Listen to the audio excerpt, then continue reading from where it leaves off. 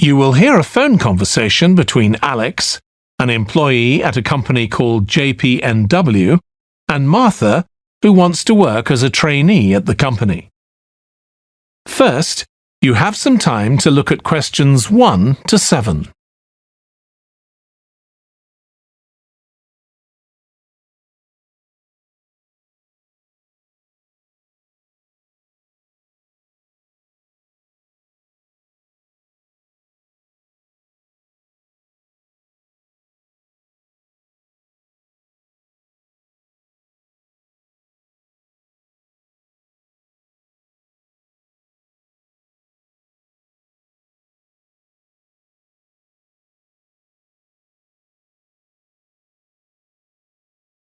You will see that there is an example that has been done for you.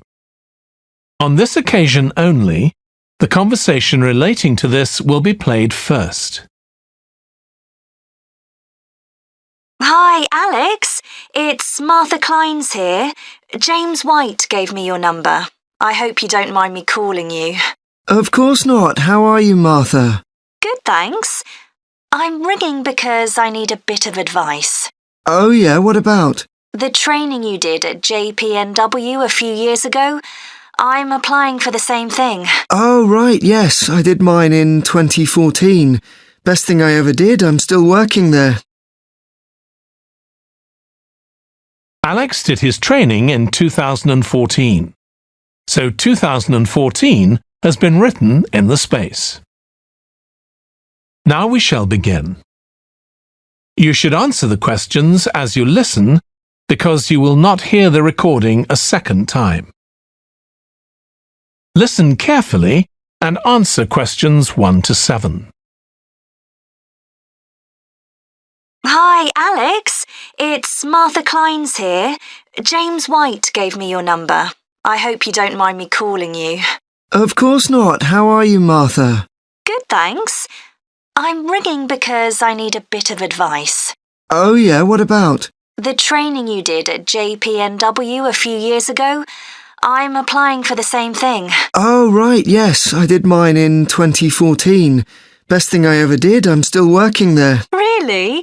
What are you doing? Well, now I work in the customer services department, but I did my initial training in finance.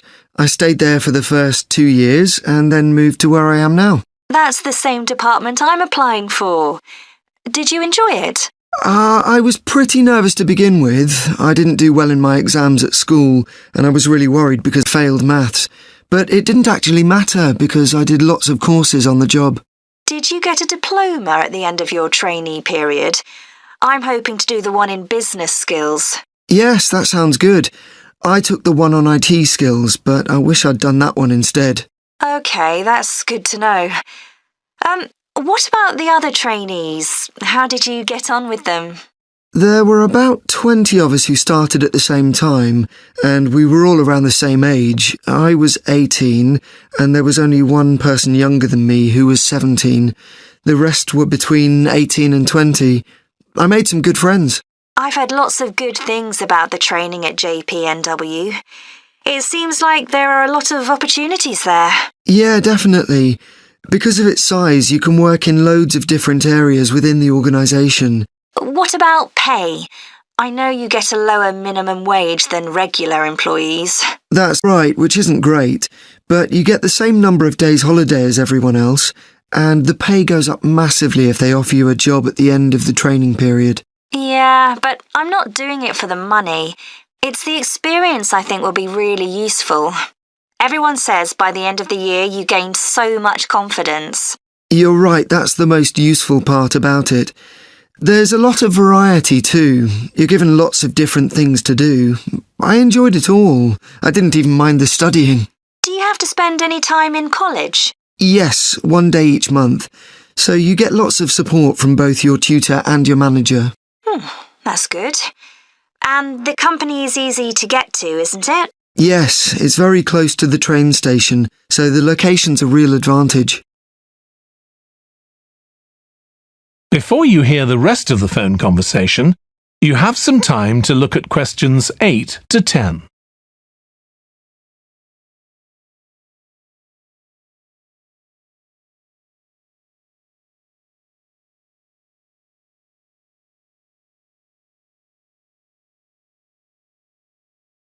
Now listen and answer questions 8 to 10.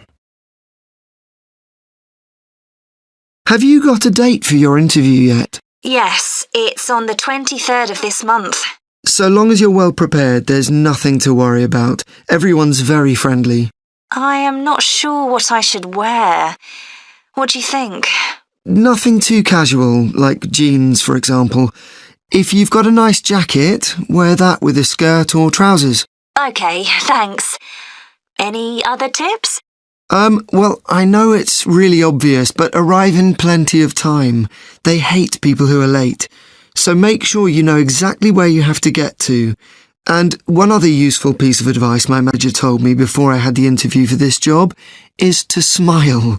Even if you feel terrified, it makes people respond better to you. I'll have to practice doing that in the mirror. Yeah, well, good luck. Let me know if you need any more information. Thanks very much. That is the end of section 1. You now have half a minute to check your answers.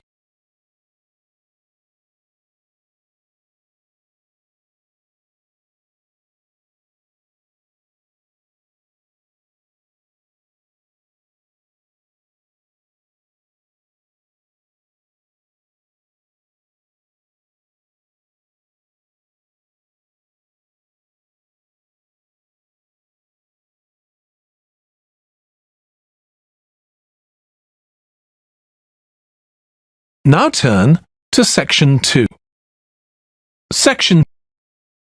You will hear a woman called Annie, who works at the Snow Centre in New Zealand, welcoming a group of visitors to the centre. First, you have some time to look at questions 11 to 16.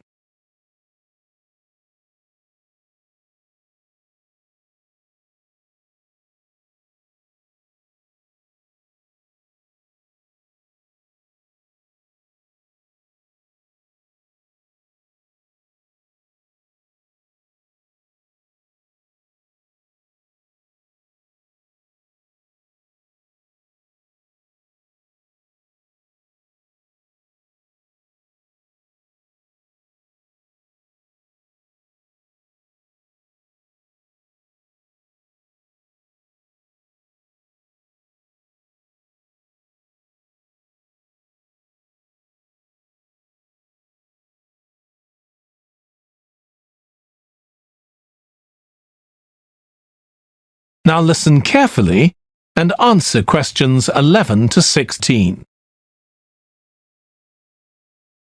Hi everyone, welcome to the Snow Centre. My name's Annie.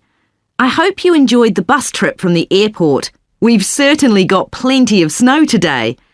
Well, you've come to New Zealand's premier snow and ski centre, and we've a whole load of activities for you during your week here. Most visitors come here for the cross-country skiing, where you're on fairly flat ground for most of the time, rather than going down steep mountainsides.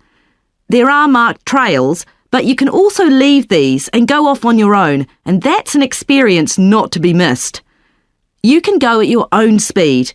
It's great aerobic exercise if you really push yourself. Or, if you prefer, you can just glide gently along and enjoy the beautiful scenery. This afternoon, you'll be going on a dog sled trip. You may have seen our dogs on TV recently racing in the Winter Sled Festival. If you want, you can have your own team for the afternoon and learn how to drive them, following behind our leader on the trail. Or if you'd prefer, you can just sit back in the sled and enjoy the ride as a passenger. At the weekend, we have the team relay event, and you're all welcome to join in. We have a local school coming along, and a lot of the teachers are taking part too. Participation rather than winning is the main focus, and there's a medal for everyone who takes part. Participants are in teams of 2 to 4, and each team must complete 4 laps of the course. For your final expedition, you'll head off to Mount Frenna wearing a pair of special snowshoes which allow you to walk on top of the snow. This is an area where miners once searched for gold, though there are very few traces of their work left now. When the snow melts in summer, the mountain slopes are carpeted in flowers and plants. It's a long ascent, though not too steep, and walkers generally take a couple of days to get to the summit and return. You'll spend the night in our hut halfway up the mountain.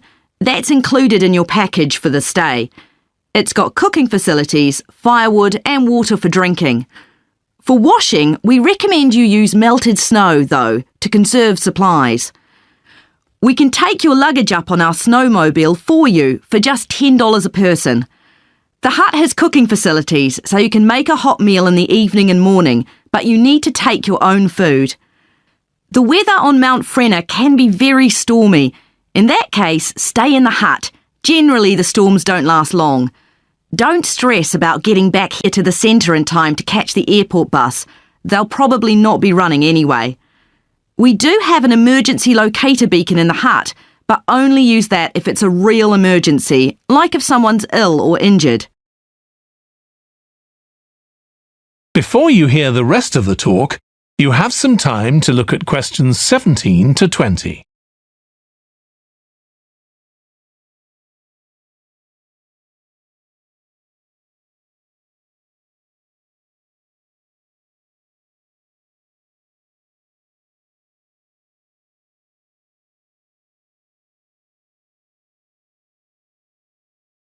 Now listen and answer questions 17 to 20.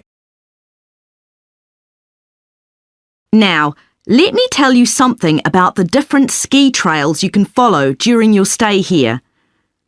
Highland Trail's directly accessible from where we are now. This trail's been designed to give first-timers an experience they'll enjoy regardless of their age or skill, but it's also ideal for experts to practice their technique. Then there's Pine Trail. If you're nervous about skiing, leave this one to the experts. You follow a steep valley looking right down on the river below. Scary! But if you've fully mastered the techniques needed for hills, it's great fun. Stony Trail's a good choice once you've got a general idea of the basics. There are 1 or 2 tricky sections, but nothing too challenging.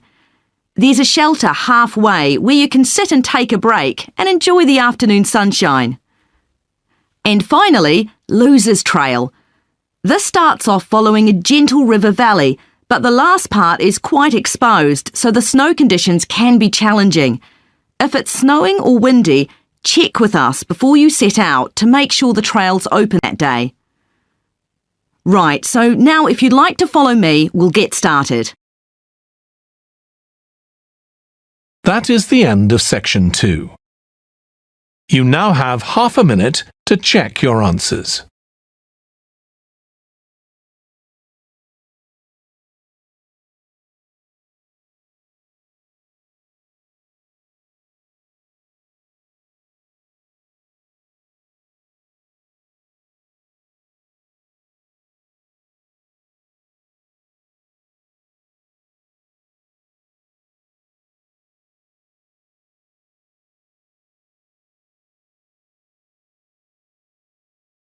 Now turn to section 3. Section 3. You will hear 2 students called Jack and Alice discussing food labels that give information on the nutritional value of foods. First, you have some time to look at questions 21 to 26.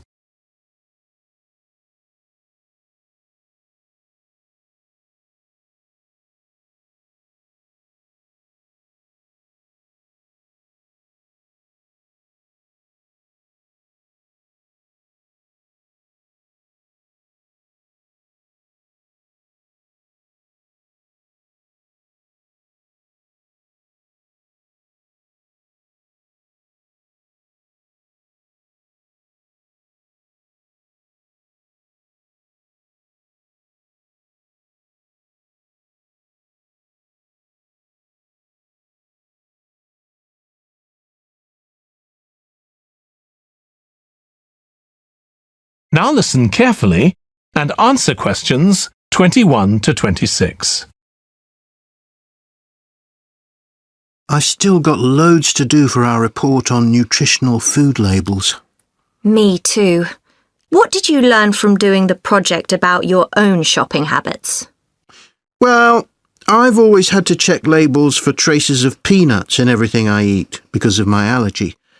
But beyond that, I've never really been concerned enough to check how healthy a product is. This project has actually taught me to read the labels much more carefully. I tended to believe claims on packaging, like low in fat. But I now realise that the healthy yoghurt I've bought for years is full of sugar, and that it's actually quite high in calories. Ready meals are the worst. Comparing the labels on supermarket pizzas was a real eye-opener. Did you have any idea how many calories they contain? I was amazed. Yes, because unless you read the label really carefully, you wouldn't know that the nutritional values given are for half a pizza. When most people eat the whole pizza. Not exactly transparent, is it? Not at all. But I expect it won't stop you from buying pizza. Probably not, no. I thought comparing the different labelling systems used by food manufacturers was interesting. I think the kind of labelling system used makes a big difference. Which one did you prefer? I like the traditional daily value system best, the one which tells you what proportion of your required daily intake of each ingredient the product contains. I'm not sure it's the easiest for people to use, but at least you get the full story. I like to know all the ingredients in a product, not just how much fat, salt and sugar they contain. But it's good supermarkets have been making an effort to provide reliable information for customers. Yes. There just needs to be more consistency between labelling systems used by different supermarkets, in terms of portion sizes, etc. The labels on the different brands of chicken flavour crisps were quite revealing too, weren't they? Yeah. I don't understand how they can get away with calling them chicken flavour when they only contain artificial additives. I know. I'd at least have expected them to contain a small percentage of real chicken. Absolutely. I think having nutritional food labelling has been a good idea, don't you? I think it will change people's behaviour and stop mothers, in particular, buying the wrong things. But didn't that study kind of prove the opposite? People didn't necessarily stop buying unhealthy products. They only said that might be the case. Those findings weren't that conclusive, and it was quite a small-scale study. I think more research has to be done. Yes, I think you're probably right. Before you hear the rest of the discussion, you have some time to look at questions 27 to 30.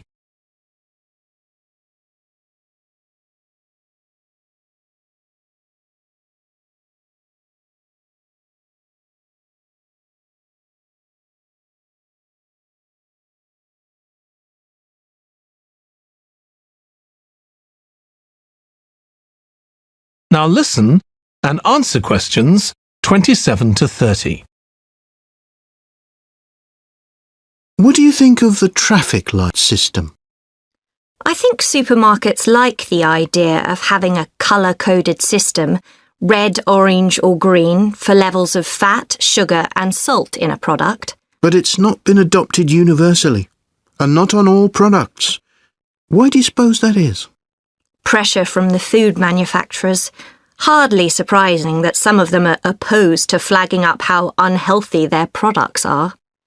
I'd have thought it would have been compulsory. It seems ridiculous it isn't. I know.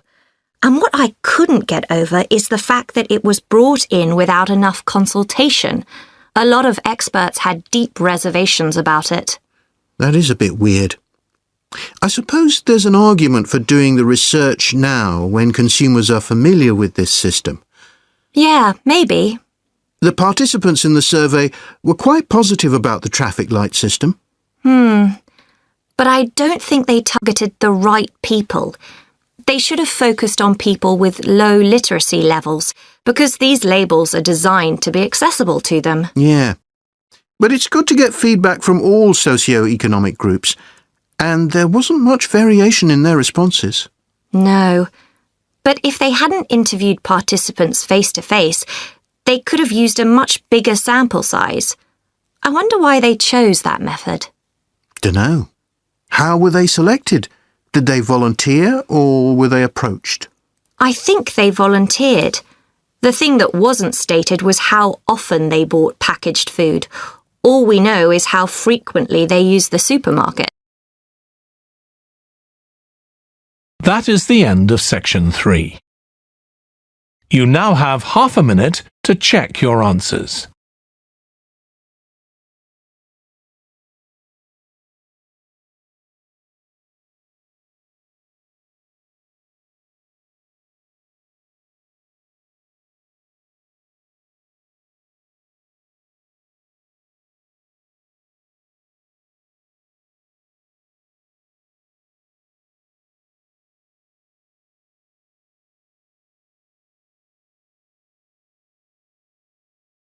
Now turn to section 4. Section 4. You will hear part of a presentation by a history student about the history of coffee. First, you have some time to look at questions 31 to 40.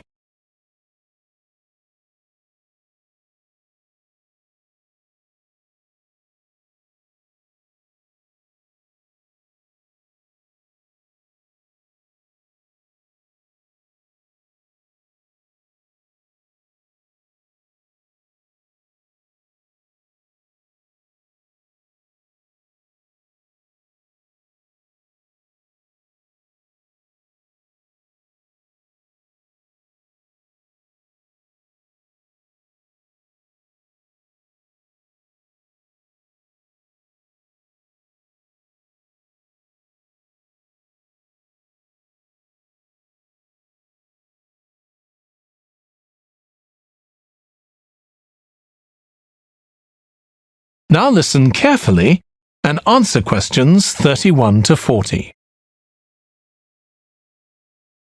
In my presentation, I'm going to talk about coffee and its importance both in economic and social terms. We think it was first drunk in the Arab world, but there's hardly any documentary evidence of it before the 1500s, although of course that doesn't mean that people didn't know about it before then. However, there is evidence that coffee was originally gathered from bushes growing wild in Ethiopia, in the northeast of Africa. In the early 16th century, it was being bought by traders, and gradually its use as a drink spread throughout the Middle East. It's also known that in 1522, in the Turkish city of Constantinople, which was the centre of the Ottoman Empire, the court physician approved its use as a medicine. By the mid-1500s, coffee bushes were being cultivated in the Yemen, and for the next 100 years, this region produced most of the coffee drunk in Africa and the Arab world. What's particularly interesting about coffee is its effect on social life. It was rarely drunk at home, but instead, people went to coffee houses to drink it. These people, usually men, would meet to drink coffee and chat about issues of the day. But at the time, this chance to share ideas and opinions was seen as something that was potentially dangerous.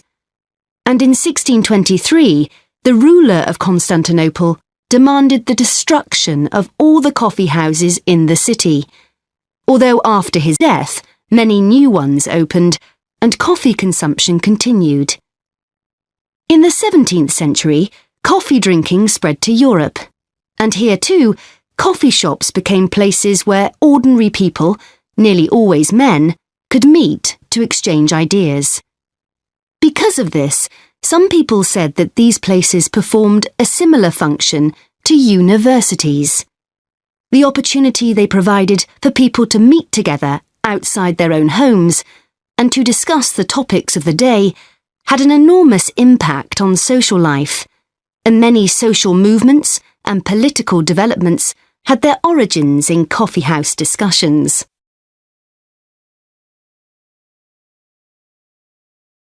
In the late 1600s, the Yemeni monopoly on coffee production broke down, and coffee production started to spread around the world, helped by European colonization. Europeans set up coffee plantations in Indonesia and the Caribbean, and production of coffee in the colonies skyrocketed. Different types of coffee were produced in different areas, and it's interesting that the names given to these different types, like Mocha or Java coffee, were often taken from the port they were shipped to Europe from. But if you look at the labour system in the different colonies, there were some significant differences. In Brazil and the various Caribbean colonies, coffee was grown in huge plantations, and the workers there were almost all slaves. But this wasn't the same in all colonies. For example, in Java, which had been colonised by the Dutch, the peasants grew coffee and passed a proportion of this on to the Dutch, so it was used as a means of taxation. But whatever system was used, under the European powers of the 18th century, coffee production was very closely linked to colonisation. Coffee was grown in ever-increasing quantities to satisfy the growing demand from Europe, and it became nearly as important as sugar production, which was grown under very similar conditions. However, coffee prices were not yet low enough for people to drink it regularly at home, so most coffee consumption still took place in public coffee houses, and it still remained something of a luxury item.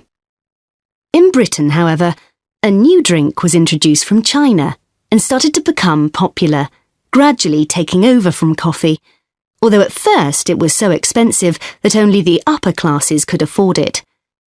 This was tea, and by the late 1700s it was being widely drunk.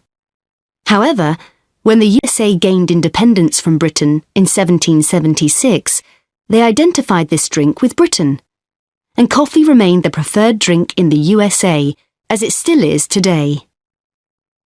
So, by the early 19th century, coffee was already being widely produced and consumed. But during this century, production boomed and coffee prices started to fall. This was partly because new types of transportation had been developed, which were cheaper and more efficient. So now, working people could afford to buy coffee. It wasn't just a drink for the middle classes. And this was at a time when large parts of Europe were starting to work in industries.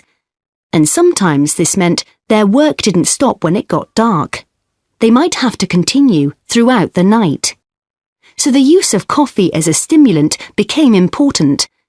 It wasn't just a drink people drank in the morning for breakfast. There were also changes in cultivation. That is the end of section 4. You now have half a minute to check your answers.